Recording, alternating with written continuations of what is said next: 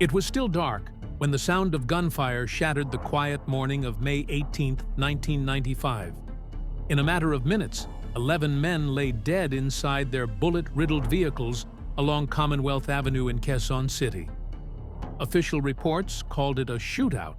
Police claimed these men were dangerous members of the notorious Kuratong Baleleng gang, a criminal syndicate known for bank robberies and violent crimes. But soon, whispers began to spread. Witnesses spoke of no exchange of fire, only a one-sided barrage. Was this really a legitimate police operation, or was it a cold-blooded execution? A Rubout ordered from the very top. What followed would shake the Philippine law enforcement system, implicating high-ranking officers and igniting a legal battle that would last for years.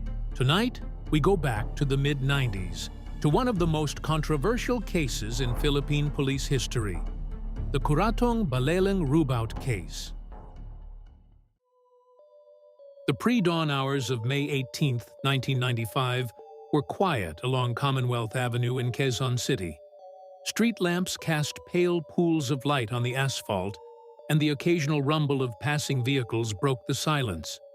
But in the shadows, a convoy of cars crept forward, their engines humming low. Inside, men clutched their weapons, their eyes darting between the road ahead and the rearview mirrors. They knew they were being watched. Minutes later, the stillness was shattered. Gunfire tore through the night, sharp bursts that echoed off the surrounding buildings. In a matter of minutes, the shooting stopped. When the smoke cleared, 11 bodies lay sprawled on the pavement, riddled with bullets. The official report would later say it was a legitimate police operation against one of the most feared criminal syndicates in the country. Others would call it something else, a Rubout. To understand what led to that night, the story begins far from the bustling streets of Manila.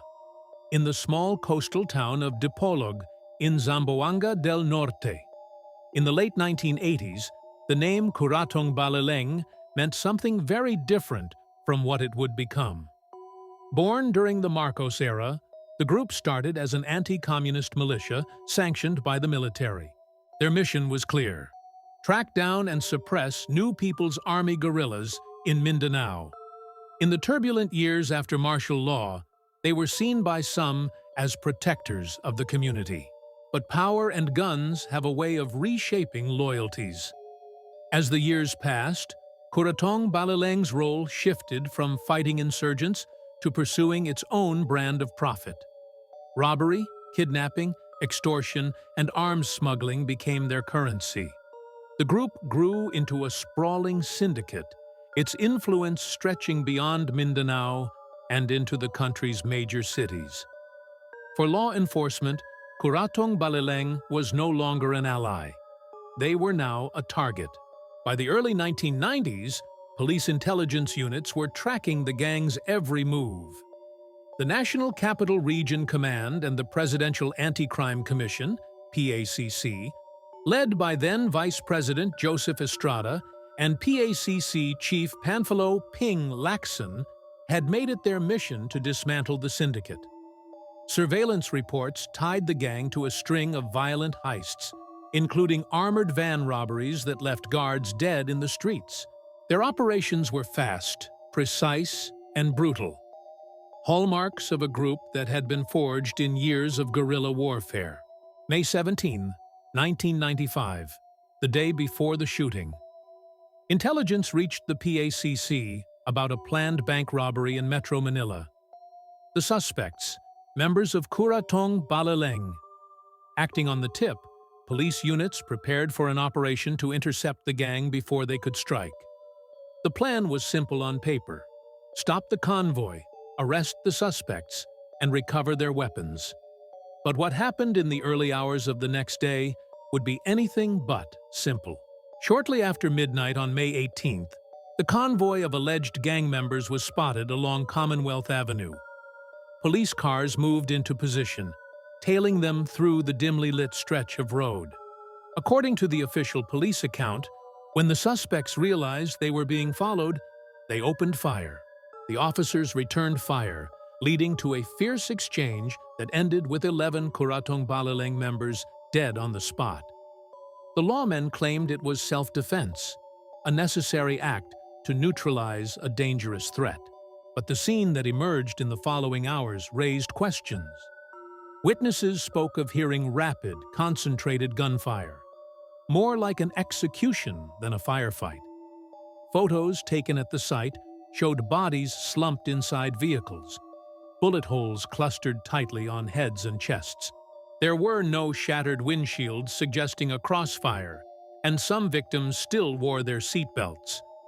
Critics argued that the suspects had been cornered and summarily executed. The term Rubout began to dominate headlines. In the days that followed, the media swarmed the story. The public wanted answers. The PACC, led by prominent figures in law enforcement and politics, denied any wrongdoing. They insisted the operation was lawful and that the men killed were dangerous criminals prepared to shoot their way out. But human rights advocates and the families of the slain demanded an investigation. For them, this wasn't justice. It was murder carried out under the cover of law. The case soon exploded into one of the most controversial police operations in Philippine history. In 1998, charges were filed against 34 police officers, including senior officials. Among them was Panfilo Lacson, who had since become head of the Philippine National Police's Presidential Anti-Organized Crime Task Force. The trial would drag on for years, a slow grind through the justice system. Courtroom testimony painted two very different pictures. On one side, the prosecution described a meticulously planned execution. Police vehicles boxing in the convoy, shooters approaching at close range, and victims offered no chance to surrender. On the other, the defense argued the suspects were armed and dangerous, that they fired first, and that the police acted to save their own lives. Political undercurrents swirled around the case. Lacson's rising career, Estrada's political influence, and the broader battle against organized crime all cast long shadows over the proceedings. Meanwhile, the families of the victims endured the slow march of justice, many of them convinced they would never see accountability. Years passed. Witnesses changed their statements. Evidence was questioned. Public interest waned, overshadowed by newer scandals and crimes. And in 2003, nearly 8 years after the incident, the Quezon City Regional Trial Court dismissed the case for lack of evidence. All the accused were acquitted. For some, it was vindication, proof that the operation had been legitimate all along.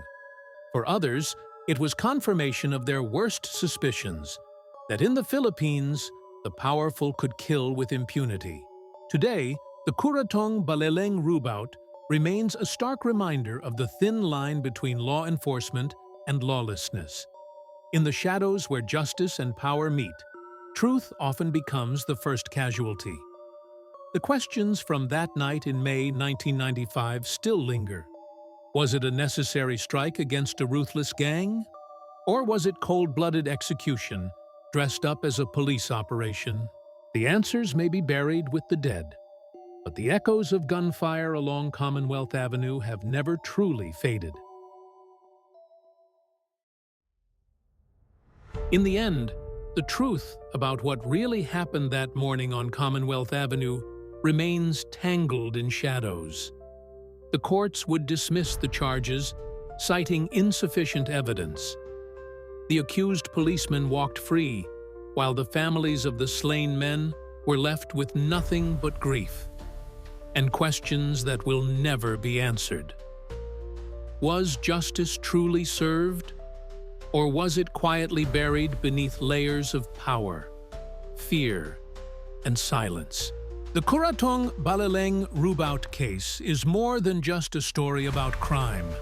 It's a reminder of the thin, fragile line between law enforcement and abuse of authority, and how easily that line can disappear in the dark. This is Pinoy True Crime Story. If you found this episode compelling, don't forget to like, share, and subscribe for more real stories that shape the Philippines' criminal history. And remember, in every crime, there's more than one side to the truth.